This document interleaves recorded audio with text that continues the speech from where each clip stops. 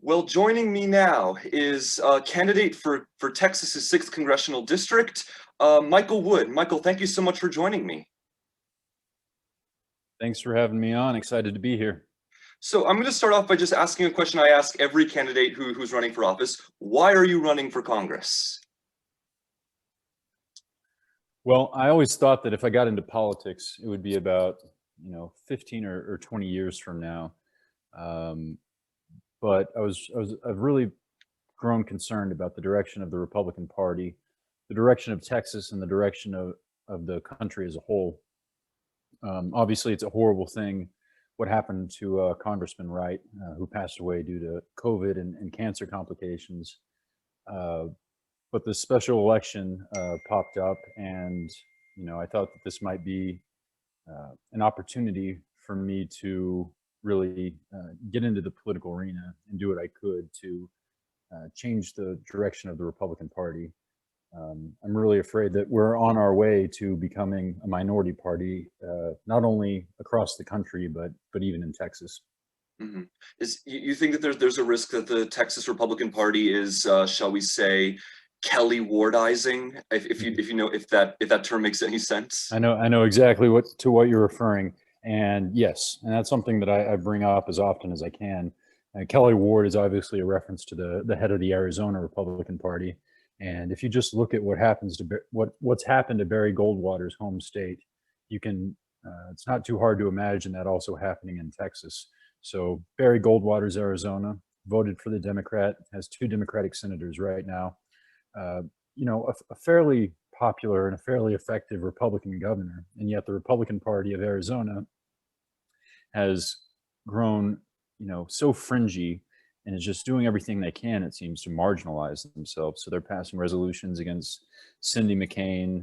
They're passing resolutions against Jeff Flake. They're passing resolutions against the sitting Republican governor of their state. So yes, you're absolutely right. I'm afraid of what happened in Arizona and elsewhere happening to my beloved Texas.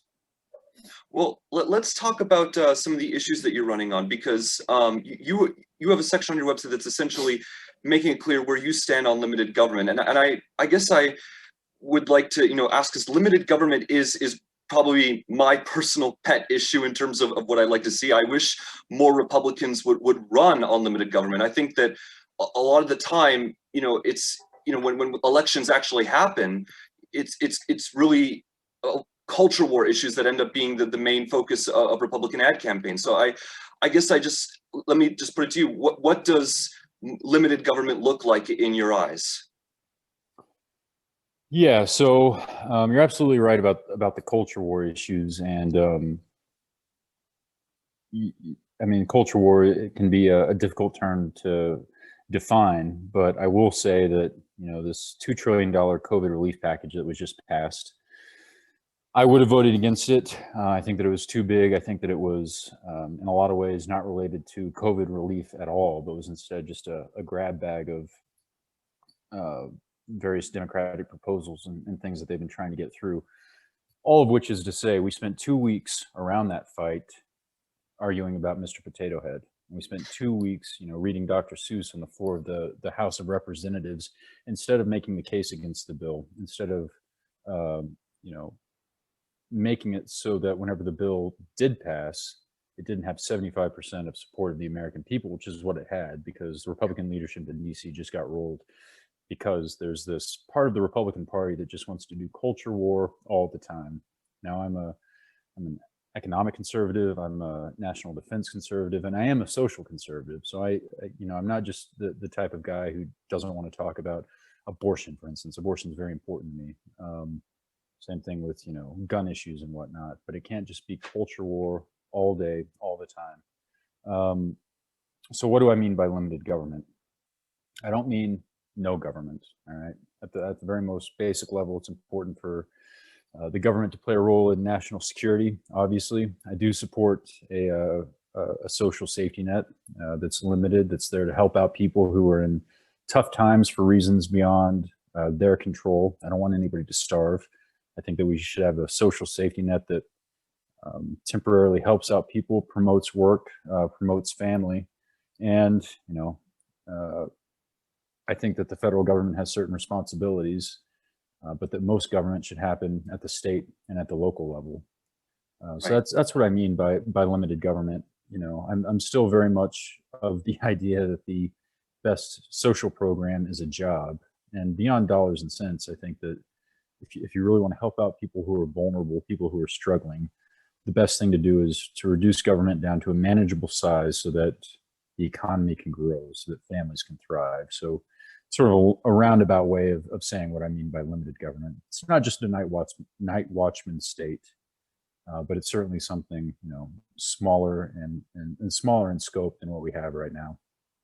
For sure, for sure. And let me just say, I wasn't expecting to ask you about the Second Amendment this early on in the podcast, but there was a bit of breaking news earlier today that President Biden has said that he wants Congress to ban essentially semi-automatic weapons. I'm sure this is a softball for you. Do you support that proposal? I do not. I think that the Second Amendment that we have in our Constitution protects an individual's right to bear arms, not just a militia. I didn't see exactly what the president was calling for, but I hope that he realizes that, first of all, he can't do anything unilaterally. This would have to go through the Congress. And if he actually did say banning semi-automatic weapons, then that's just The term crazy you used talk. was That's assault almost weapons. every single. Right. I think the term you Okay. used was Well, assault weapons. Go ahead. Yeah. If he did say assault weapons, then that's, you know, that's been a Democratic talking point for going on 30 years now. I was in the military. I've been around guns my entire life. I don't know what an assault weapon is. They haven't been able to define an assault weapon. As far as I can tell, an assault weapon is just a gun that looks scary. They couldn't define it in the 1990s. Whenever they did have the ban there for a while, it really didn't do all that much good. These things are tragic, but I don't think that the answer is making criminals out of law-abiding citizens. The vast majority of people who own the most popular rifle in America, by the way, the AR-15, don't do anything approaching what happened yesterday in Colorado. Right. And I think something else that people don't understand is that we hear about, you know, the mass shootings and it's heart-wrenching, it tugs at our heartstrings, but mass shootings with semi-automatic weapons like the AR-15 only comprise about 1% of gun violence in the US. Yeah, absolutely. I mean, if you're really concerned about that, then you should be concerned about pistols and whatnot. Of course, I don't think they are. I think it's a combination of the term assault weapons sounds scary, which is good politics if your goal is to have the sort of gun restrictions that they want. And I also think that there's not a little bit of ignorance about just basic things about firearms. I mean, if you talk to some gun control advocates, they talk as if the AR-15 is a machine gun. Of course, it's not. I think they honestly are confused about the sort of things they're advocating for. Right. And so I do want to ask you, you know, essentially about the issue of you know, you are a pro-life candidate, and I actually agree with you. I think at least when it comes to the issue of abortion, and I don't think that, you know, there's any need for you to explain, because certainly I certainly agree with you on the issue of abortion, but I guess I have a two-part. First of all, do you want to explain where you stand on the issue of life? Yeah, I think that life begins at conception. I look forward to the day when we extend legal protections to the most vulnerable members of our society, which are the unborn. I think that this is an issue that should have been debated by the people. It should have been debated by the states. And that was taken out of the democratic process with the Roe v. Wade decision, which is a horrible piece of jurisprudence. I look forward to the day when that is overturned and we can start to move the ball down the field, as it were, in protecting and treasuring human life in this country, even if it is in the womb. Well, I guess I also have a question, for anyone on my podcast who considers themselves pro-life, because I do agree with you when it comes to abortion, but I guess I'm curious, does the value of human life also apply to someone who has committed a horrible crime and is at least deserving of being killed by the state? Where would you stand on that? I'm against the death penalty. I'm not going to pretend like somebody who has due process or commits a horrible crime has all the benefits of due process and then is sentenced to death. I do not think that that's on the same moral plane as ending the life of a child in the womb. I am against the death penalty. I think that all human institutions, including our justice system, are flawed, and the possibility of ending an innocent human life, that's just something that keeps me awake at night. In modern society, there's a way for society to keep itself safe without taking a life, namely locking them up for the rest of their lives. And I also do think that whenever a culture becomes too comfortable with taking human life, even the life of those who have done horrible things, I do think that that's corrosive to the soul of the society. Right. And I have to say, I admire your consistency on that, because I agree with you very much on both abortion and the death penalty. So, hey, consistent life ethic, pro-life advocates for the win. Anyway, there we go. You've talked about also the issue of religious liberty, and you specifically reference, the requirement that the Obama administration pursued that, required religious organizations to fund birth control. And I guess my question is there more that Congress can do to enhance religious liberty in America? Yeah, I think that, over the past 10 years, especially over the past 5 years or so, I think that we've really seen a movement across this country at the federal level and also at the state level to roll back some, a basic understanding that we've had across this country with regards to religious liberty.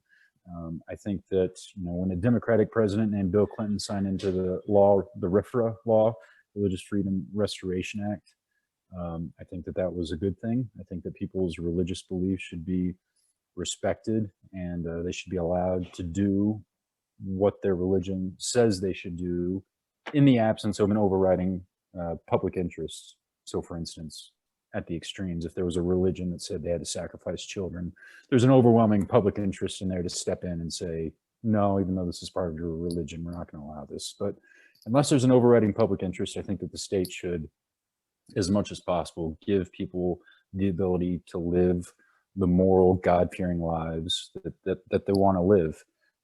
I do think that Congress could take steps to strengthen at the federal level the RFRA laws that have sort of had holes poked in them by the previous Democratic administration. It looks like this Democratic administration as well, and then also the holes that have been punched in it at the state level.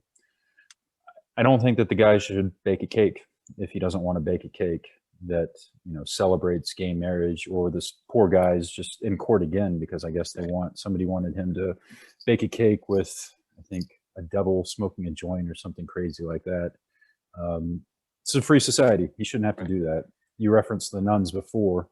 Yeah, I mean, nuns are against abortion, of course, but they're also against contraception, and it's very antithetical to everything that our limited constitutional government's supposed to be if we have a federal government that's forcing poor nuns to take part in something that they think not only is immoral, but might actually threaten their eternal soul. So yeah, I think that there's absolutely things that the Congress could do to make sure we go back to a society that respects religious liberty. Right.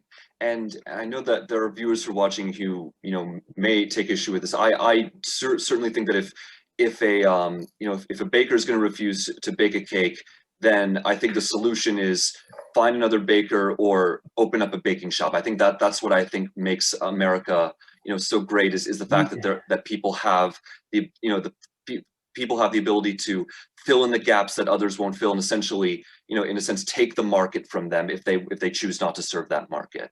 Yeah, and it's sort of dangerous to get into details and go out on a limb like this because I'm doing it from memory. But for sure, I think that this baker in Lakewood, Colorado, has, I think there are like 20 other baking shops in Lakewood, Colorado, and I find it hard to believe that you could swing a dead cat in that part of the country and not find a gay-friendly baker. For sure. Which is fine. Just go there. There is sort of a common law argument that says that, if somebody has the money and the means, then the state might, have a role in saying that, shops have to treat everybody who has money the same way. Whenever it comes to the baker, though, I do think that there's a certain level of artistry and putting himself into this product that he shouldn't be forced to take part in something that he considers sinful. Right. Now, I do want to ask you about the issue of immigration. As you know, Texas is a border state, and you've laid out where you stand on your website. And there are things I like you want e-verify. I think it's a great thing to ensure that those who can work are legally allowed to. Building a wall along parts of the border. Although I will say, I think that the Rio Grande, I think, would make that portion of the border a bit complicated. But I do think that the wall does have a place, at least among certain parts of the border, and a skills-based immigration system. I will say that as when I was a student in the U.S., I studied at Yeshiva University in New York City.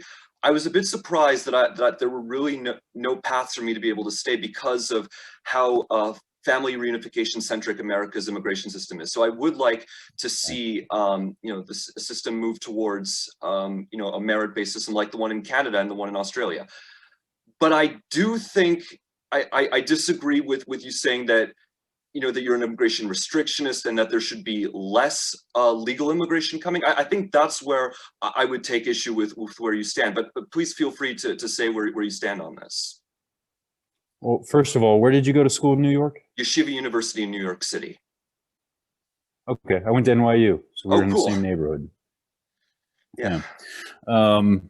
Okay, so I am an immigration restrictionist, and that's both legal and illegal immigration. I think that right now it would probably be a pretty good cap at about 500,000 a year, both legal and of legal immigrants. You're absolutely right that to lay out the various reforms that I think we need long term in order to get some sort of control over our immigration system. So the border, a surge of judicial resources actually to the south, so that we can process these faster. I think as quickly as possible, we need to get back to the program whereby asylum seekers could wait in Mexico or other third party nations while their claims were being processed. And then, as you said, the skills-based immigration system that works in Canada and Australia is something that we need to move towards and away from more of a family reintegration or a family reunification system. So on immigration, so I support free trade. And if you support the free movement of goods and you support the free movement of capital, as I do, to a certain extent, the same logic applies to the free movement of labor. For sure. The only issue with that, though, is that, the United States and any other country, we're not just borders with an exchange rate, and we're not just, borders filled with dollars and cents. And I think that, putting a restriction on legal immigration in this country could help out with a lot of the problems that are not always captured in economic growth numbers whenever we talk about immigration. So a lot of my thinking on this has been, highly influenced by Rehan Salam, who's right now the president of the Manhattan Institute. Before this, he was at National Review. He himself is the son of immigrants who came to this country from Bangladesh. And, I think that legal immigration oftentimes, even if it increases overall economic growth, can cause negative wage pressure on those in our society who are the least skilled and the most vulnerable. A good hunk of my politics revolves around getting as many people back into the labor force and back into good middle-class lifestyles that I think for various reasons over the past 2 decades have been left out, which is why I call myself a restrictionist on immigration. I also think that a whole lot of the problems that we have in this country right now can be traced back to sort of the chaotic ad hoc immigration system that we've had, certainly for the past 30 years. It's a system that we haven't had any sort of control over. I think that has led to a lack of respect for the rule of law in certain parts of this country. And I think that it's led to a very deep distrust in the ability of government to do some of its most basic functions, which is why I think that, so the wage pressure on low income earners, and then also giving time and breathing space for our country to integrate especially second generation immigrants who come here into the American dream.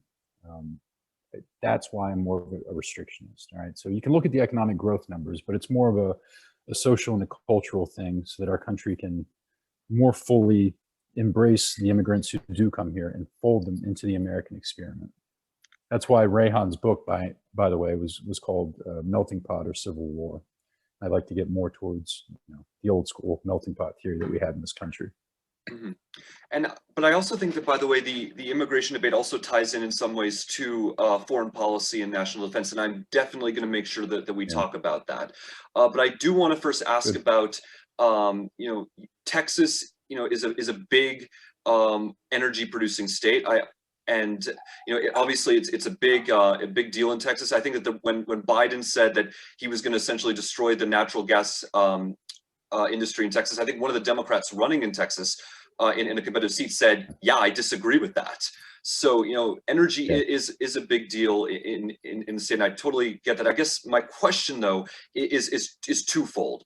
One, what does a conservative energy policy look like? And two, what does a conservative response to climate change look like?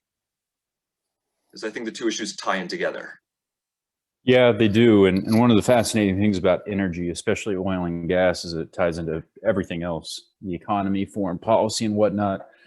In terms of what a conservative energy policy could look like, it looks like a whole lot of drilling and a whole lot of exploitation of the resources that the good Lord saw fit to put in North America. I think that the moratorium on drilling on public lands was a giant mistake. The energy renaissance that we've seen in this country over the past 10 years is one of the great success stories in all of American history. It's changed our geopolitics. It's put us much less dependent on some bad actors in the Middle East. It's given us much more leeway in various ways geopolitically. And also, it's done a whole lot of good in reviving our domestic manufacturing sector. So if you go along the Gulf Coast, a lot more production of not just oil and gas, but just straight up manufacturing is happening there because we've become so good and so efficient at taking natural gas and oil out of the ground and putting it into the economy. So in terms of a conservative energy policy, allow for drilling as much as possible. I think that the regulation of fracking should happen at the state level. States do a good job of balancing the economic benefits of fracking versus, sometimes the environmental concerns that they have. I think that a fracking regime regulated from DC for the entire continent would be absolutely horrible. I think we need more pipelines. We need more pipelines, to get the oil and gas from the places where it is to the places where it needs to go, and also because it's just safer environmentally. This oil and gas is going to get transported one way or another. Yep, for and sure. It is absolutely much safer if it's on going through pipelines as opposed to trucks being driven up and down roads. So climate change. I'm not too worried about climate change. It's not that I don't believe that climate change is caused to a certain degree by human activity. I just think that we have to put this in the context of the larger problems that humans have been dealing with for their entire history, namely poverty and tyranny.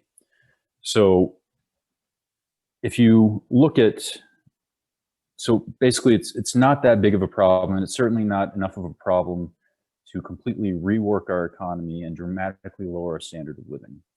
I think that 100 years from now, we're going to be much, much, much richer than we are right now, and actually poorer parts of this country, of this world, are going to be much richer than we can even imagine right now. The worst thing that we can do for those countries is to sort of say that they're not going to be able to enjoy the benefits of oil and natural gas and coal, which has done so much for the Western world to bring people out of poverty. I don't think, in terms of what we should do for climate change, we're not going to rework the economy. I'm completely against any sort of Green New Deal, no matter how they try to rebrand it going forward. I think that will do nothing but damage to working people in this country, and I don't think it would actually do all that much for the climate. Some things I might be able to get behind would be, government funding, not for certain companies or even certain industries, but government funding for just basic research that the private sector oftentimes doesn't have an incentive to do, but could pay off, decades hence. And then maybe some sort of an insurance fund, from which we could grow this so that whatever problems we had to deal with in a century, we would have this fund there to help us deal with it. It's a problem. I don't think it's an existential problem. I don't think that it's something that requires a complete reworking of our society to do. And the people that would be hurt most by that, again, are poor people and working people. Right. I guess I'll just say that I think that one thing is lost in some of the climate change rhetoric is the fact that emissions in the US have actually decreased, and the reason for that is natural gas. Let's talk about national defense, because you yourself are a national defense conservative, as you described, and I guess that for me that there are three or four main topics of discussion that I would like to talk about with national defense, namely China and the Pacific Ocean, the Middle East, Europe, and Latin America. And I'd like to get to those one at a time, because let's start with the Pacific, because you made it clear that we essentially need to shift our focus essentially to the Pacific Ocean and to sort of contain China, because of you've talked about how free trade with China has not put an end to communism and to tyranny. In fact, it's in some ways it's being exported around the world. So what is it that America needs to do in the Pacific theater, to contain China and essentially to make sure that the threat of the PRC is contained? Yes, so you're absolutely right. Ever since the end of the Cold War, can you hear me all right? Yeah, I can hear you now. Okay. You're absolutely right. Ever since the end of the Cold War, we've had this, sort of democratic peace theory idea towards China. Really, it goes back to Nixon. But it said that, if we traded with China and if we brought them into the world system, over time they would liberalize, become a stakeholder in the international system, eventually democratize, and we could all live together peacefully. I think that it's become pretty clear over the past few years, especially, that hasn't worked out. They have gotten richer and they have gotten more powerful, but they haven't liberalized. And I think that now they have a leader, which it's not hyperbole to say that he's more Maoist than certainly anybody since in the post Dao Jinping era. Rex Tillerson, the former Secretary of State, said a few weeks ago that he's very much convinced that in the next 10 to 15 years, there's going to be some sort of a military confrontation with China, and that we need to start preparing for this. I think that unfortunately, that is the case. And the best way to make sure that that's not the case is to develop a national security strategy that focuses more on East Asia and the Pacific and less on Europe, frankly. When I was in the Marines, one of the first things that we're taught is he who defends everywhere defends nowhere. And I think that we have to make some decisions on where to accept risk. And I do think that we should accept a little bit more risk, certainly in Latin America, but even in Europe, to a lesser extent in the Middle East, so that we can focus our assets on East Asia. What does that look like exactly? I think that the Marine Corps has to get back to its old strategy and its old mission of basically going from ship to shore, or really right now it's ship to objective, basically taking islands and being expeditionary and pushing forward for the rest of the Navy and the Air Force. I think that it is time for us to end any sort of strategic ambiguity that we have surrounding Taiwan, especially after we've seen over the past year what Xi Jinping has done to Hong Kong. He is an expansionist. I think that he's a true believer in certain aspects of the communist China's rhetoric. And I think that he's feeling all sorts of intense internal pressures, and that's manifesting itself in a very aggressive foreign policy. I think that making it clear to China that if push comes to shove, if they try to invade Taiwan, that we will repel them from invading Taiwan. So that's just just sort of a few things in terms of what I think we should be doing in the Pacific. I will say that, officers in the Navy, officers in the Marine Corps are starting to think along these lines. We have fought for 2 decades land wars in the Middle East and in South Asia. I certainly have opinions about those wars, but it was the wars that the Marine Corps was told to fight. It's not really what we're built for, and that's not what the 21st century is going to be about. For better or worse, the relationship between China and the United States is going to define the 21st century. I hope to God that doesn't include a war. I really do mean that. This could be catastrophic on a scale of World War I. And we're talking about, potentially 200,000, 300,000 dead Americans. I do not want that. But the best way to prevent that is to make clear to China that if, they try to make these sort of aggressive moves, we'll push back and we'll win. So that's East Asia in a nutshell. And we'll get to the other theaters in a moment, but I just want to say that in some ways, I think this does tie in to the issue of immigration, because there are actually very few places in the world where I would say that anyone, because of how great the persecution is, anyone getting to the United States should be able to immigrate there. And one of those places is Hong Kong. And, yeah, I think you're right about that. And I do wish that the Trump administration had done what the British had done. With regards to Hong Kong passport holders and just let them in. I think that would have been a way to put a little bit of pressure on the communists in the mainland. And I mean, it's something that I think we owed to the Hong Kong people. It's certainly something the British owed, and they did the right thing. And they probably would have brought all sorts of expertise to our country, but mainly because it would have upset the commies. That I wish we had done that. Yeah. For sure. And this also ties into the issue of trade, because I would argue that one way to contain China would have been for the United States to join the Trans-Pacific Partnership, which amazingly, both Hillary Clinton and Donald Trump said that they were against.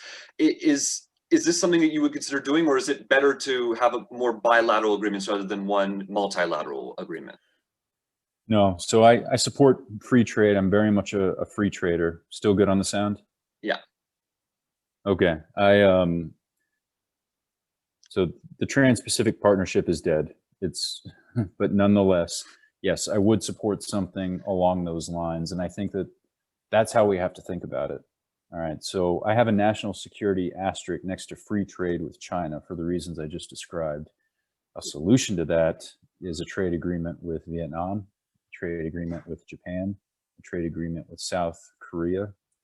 So yeah, I would support that, and that's another way to sort of put pressure on China and hopefully sort of get them to reduce some of their aggressive behavior. Let's move to the Middle East. You said that, again, that the main focus is going to be the Pacific theater, but is there a role for the United States in the Middle East as you can see it? Yep, absolutely. So we care about the Middle East because of terrorism, and we care about the Middle East because of oil. And those in the near term, that's not going to change. I don't think that we're going to go back anytime soon to the democratizing mission that my generation tried to do over the past 2 decades. That was a mistake to try to turn Afghanistan and Iraq into Connecticut. And I think our policy towards the Middle East is going to have to be less about nation building and more about maybe an over the horizon force ready to balance out powers within the region and also to kill people who need to be killed. Don't misunderstand me.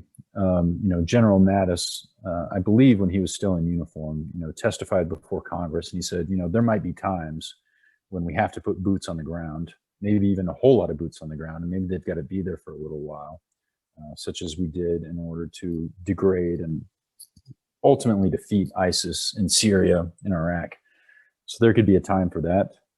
I would support that depending on the details of that. But largely it's going to be an over the horizon force that is there to keep the oil flowing and kill terrorists whenever they need to be killed, such as when, again, ISIS, a jihadi army, basically took over a giant swath of Mesopotamia. Now, next, the third theater I'm going to ask about is Europe. Where do you see the threats emanating from in Europe, and what strategy should the United States pursue there? All right. So threats from Europe. I am worried about Putin, and in a lot of ways, I think that the United States has sort of painted itself in a corner, and we did that in the 1990s for good reasons that maybe should have been thought through a little bit more. I think there was a certain view of foreign policy that sort of saw NATO expansion as a panacea for any sort of problem that we saw in Europe. But being expanded, we've got to do what we've got to do with regards to NATO. The biggest threats are still, the Baltics, Estonia, Latvia, Lithuania. It's right there next to Russia, large Russian populations. And, if push comes to shove, we're going to have their back and make sure that Putin understands that we have their back. Putin is fighting this, and he's been doing it ever since Ukraine, this sort of semi-gray space war, which is what he did in Ukraine. And we're going to have to develop some sort of way to push back against that. So we can say, all right, we know these guys are Russian soldiers, even if they don't admit that they're Russian soldiers and they call themselves volunteers. And even if these little green men aren't wearing official uniforms, everybody knows what's going on. And we're going to consider this an attack from you. I do think that pipeline politics are big and an issue, again, whenever it comes to Putin as it relates to Western Europe. And that's dangerous, sort of his building a pipeline around some of the Eastern European neighbors that he wants to put pressure on, so that he can just put pressure on them and not have to worry about Germany or other Western European countries sort of telling him to cut it out so that they can get their oil. That being said, Russia is not 10 feet tall. They are in a lot of ways just a gangster state, a petro state with a tiny GDP and a tiny defense budget. But anybody that has that many nuclear weapons, we have to take seriously. There are only so many hours in the day, and there are only so many dollars in our defense budget. And, which is why I think that we still need forces in Europe, but, they should be smaller so that we can focus on the Eastern Asian, or the East Asia theater, which is what's going to define the 21st century. Well, I'll just say this. I certainly liked your response to that question better than Matt Gaetz, who said, yeah, I bet Putin would beat Biden in a debate. Yeah, that upset me a lot. I mean, I probably, since I'm a semi-public figure now or whatever, but there's absolutely no reason why any American, certainly not any American member of Congress, should even come close to rooting for a Russian president, especially not a Russian president who is a killer, who is a dictator. And, if it comes down to it, then I'll take an American president, regardless of party, over, the butcher of Moscow any day. And yeah. Matt Gaetz is one of these members of Congress who, I don't know why he went to Congress. As far as I can tell, he went to Congress to increase his Twitter followers. He went there to get on TV. He went there to do everything but be a serious legislator. And, he is exhibit one in what's wrong with DC Republicans. Yeah, he's part of a group I actually affectionately call, I guess not so affectionately call, the Four Goblins: Matt Gaetz, Paul Gosar, Louis Gohmert, and Marjorie Taylor Greene. Don't even get. Yeah, that's good. Yeah, don't even get me started on Paul Gosar. I don't even know how many members of Congress have actually denounced him for speaking at a white nationalist event. It's absolutely horrible. I mean, he was on stage with this Nick Fuentes idiot, who I don't think it's too strong to call him a Nazi. He's certainly a Holocaust denier. And this isn't, Paul Gosar is not a former member of Congress. He is in the House of Representatives right now, and he sat down and has a picture taken with him. Absolutely disgusting. Any sane party would have expelled him by now, or done something along the lines of what we did with Steve King in Iowa last year. Yeah, and Anne Marie Ward actually ran against Paul Gosar in the primary last year, and if she's watching this, I hope you run against him again. Me too.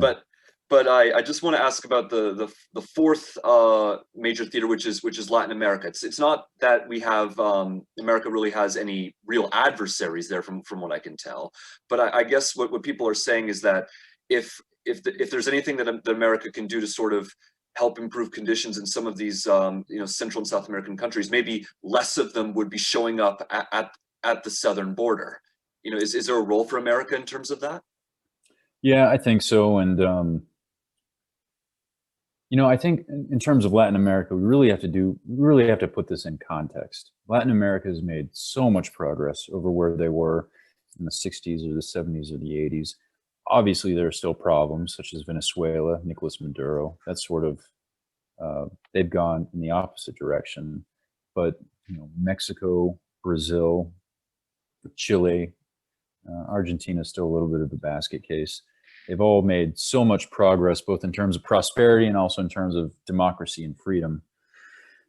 I think we've got to keep that progress that we've made going as much as possible.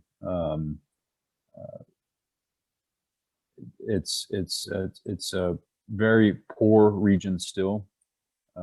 Again, I support free trade. I hope that we can continue to trade with them. I do think that we have to be sort of realistic about, if we could sort of wave a magic wand and improve their economies dramatically, our economy is still going to have a giant, almost unquenchable thirst for labor and unskilled labor. And that's, even if they do get richer, and I hope they do, we're still going to have to deal with this immigration problem. So it's sort of a dodge sometimes for people to say, make Latin America richer, and that'll sort of get rid of our immigration problems. I don't think that's exactly the case, just because of the behemoth that the American, $20 trillion economy is. I mean, Latin America, it's a broad region. There's a whole lot going on there right now. We've got cartels and drug issues in Mexico. We have a nut job socialist country that has, the richest, most fertile oil reserves on God's green earth, that somehow is incredibly poor, that's made themselves back into a third world country in Venezuela. I think that Brazil still has problems with political corruption. And I hope that Chile doesn't sort of go backwards and get rid of a whole lot of the free market reforms that have made them, I think, the richest country in South America. And then Colombia, it's a tough issue to deal with the FARC. I understand that there are incredibly difficult politics there, but whatever we can do to get them to lay down their weapons and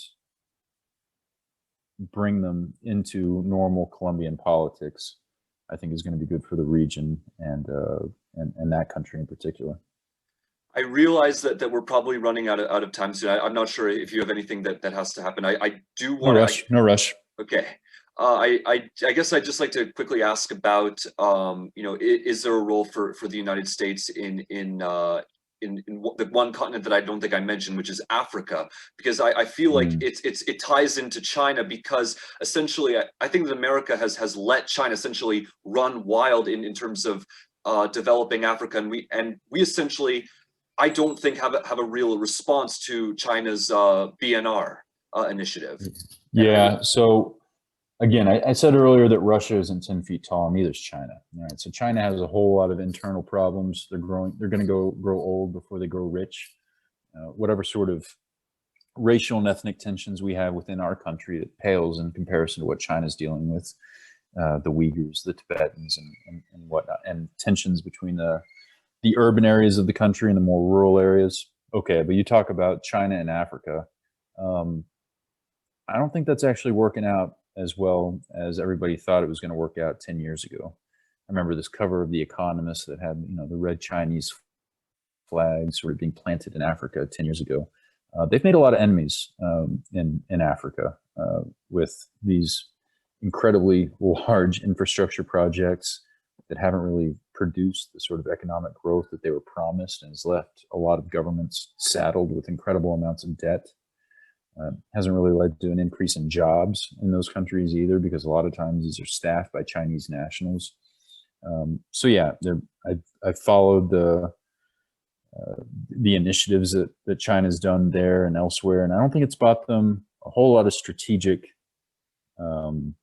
gains, and I don't think it's bought them a whole lot of goodwill either.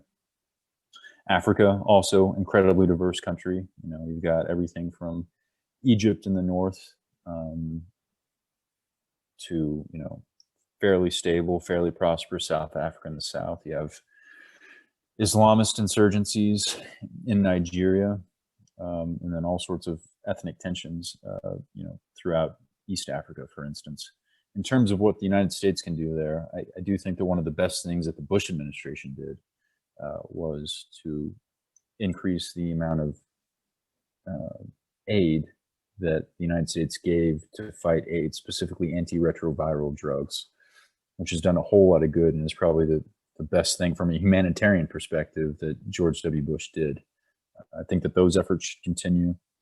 You know, a lot of people in the West have thought about Africa as just a poor place in need of charity and in need of support. It doesn't have to be that way. It can be, you know, we forget that a lot of people also used to think of East Asia in the same way. And we've seen the greatest reduction in poverty in history happen in East Asia, you know, as that whole region sort of been folded into the international system. I'd like to get to a point where we can do the same thing with Africa.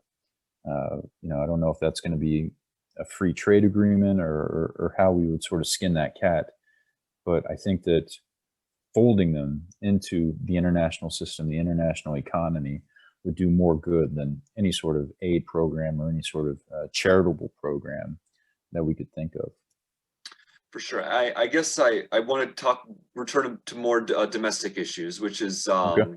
the first of which is taxes. You mentioned the Tax Cuts and Jobs Act as one of the things that President Trump signed that you supported. I guess I have a two-part question, which is that you know, what can Congress do to bill in that? I guess part 1.5 would be, it did include a provision that capped the state and local tax deduction.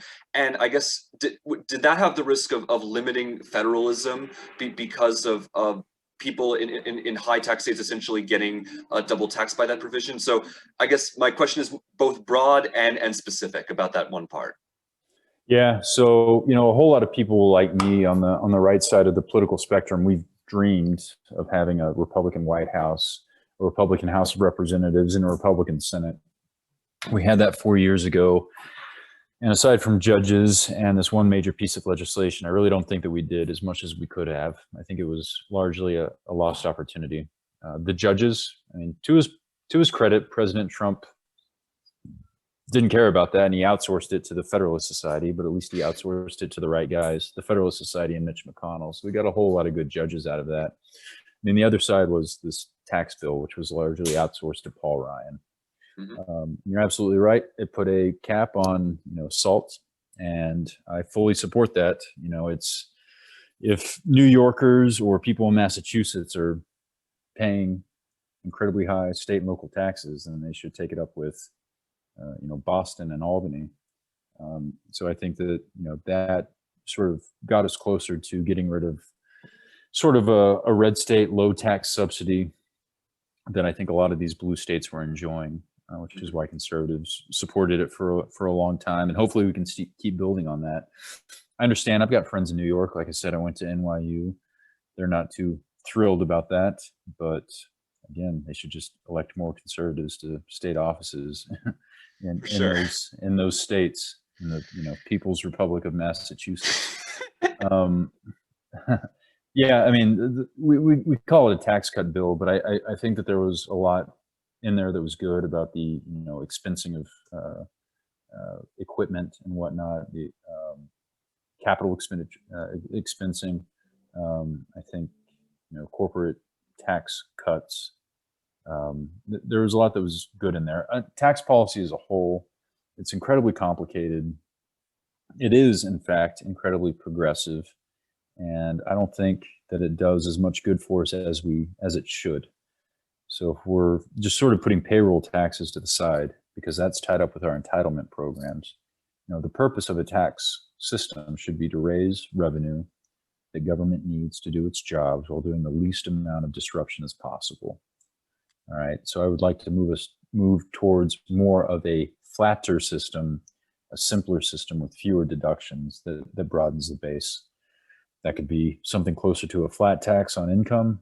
That could be something closer to consumption tax. The worst thing would be to have the worst of both worlds, like they have in Europe, where you have an income tax and then layered on top of it is this consumption tax, which is a very stealthy way for politicians to raise revenue, which is why they can sort of creep up to having 40 or 45% of national product taxed. I don't want that. Consumption tax can be regressive. I think that there are ways that can be crafted to sort of address that, either through rebates or it would probably have to be rebates. But yeah, that's my thinking on tax policy. It's incredibly complicated, and I really don't like it whenever politicians put out these incredibly detailed 50-page plans about what they're going to do. It's so complicated. It's been growing like crazy for 80 years. I think it's more important just to say the principles that I have, and then whenever I actually get into the fight in the House of Representatives, that's what's going to guide me in whatever sort of negotiations we get into.